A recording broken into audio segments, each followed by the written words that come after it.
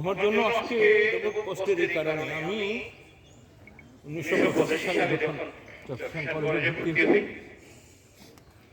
তখন থেকেই মোস্তফা ভাই তখন উপজেলা ছাত্র শিবিরের সেক্রেটারি, আমাদের রসিকপুরেরই সন্তান, যিনি পরবর্তীতে চট্টগ্রাম কলেজের প্রিন্সিপাল ছিলেন মাহমুদুল্লাহ স্বপন ভাই, তিনি তখন ইসলামী ছাত্র শিবিরের চট্টগ্রামের সভাপতি।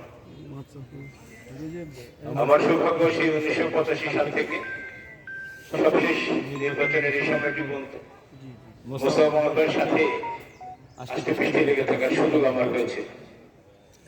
আল্লাহ রাসূলের হাদিস মতে কোন মানুষের সাথে দীর্ঘ সফর, লেনদেন অথবা একত্রে কাজ করার সুযোগ হওয়ার মাধ্যমে মানুষকে চেনা যায়।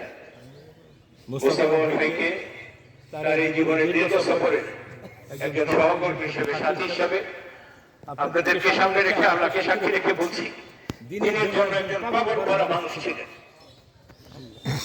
তিনি দেশের মজলুম মানুষের জন্য যেমন চেষ্টা করেছেন, ঠিক তার বিপরীত নিজের উপরে দুনিয়ার সেরা জুলুমটা করেছেন। আপনারা শুনলে অবাক হবেন, তিনি এই সুস্থতার সাথে দীর্ঘ সময় এই নির্বাচন এবং অন্যান্য কাজগুলো আঞ্জাম দিয়েছিলেন। কিন্তু যখন অসুস্থ হয়ে পড়লেন, হসপিটালে ভর্তি হলেন, তখন দেখা গেল তার শরীরের সবগুলো অর্গান নষ্ট হয়ে গেছে, তার দুটো কিডনি নষ্ট হয়ে গেছে,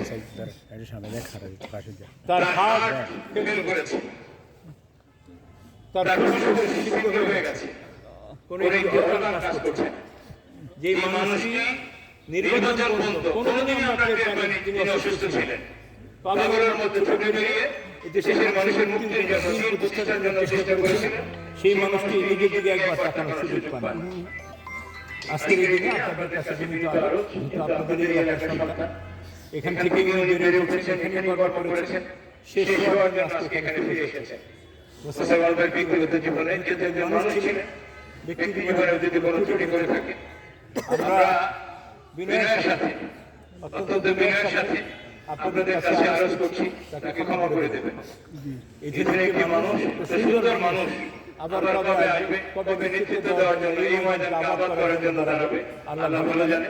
আমরা আল্লাহর কাছে দুটো একসাথে করছি, আল্লাহ যেন মোস্তফা ভাইকে মাফ করে দেন এবং এই এলাকায় দিনের প্রতিষ্ঠান আন্দোলনে যারা চেষ্টা করছেন, আল্লাহ যেন তাদের সুস্থতার সাথে এই কাজে আঞ্জাম দেওয়ার তৌফিক দান করেন। আমিন।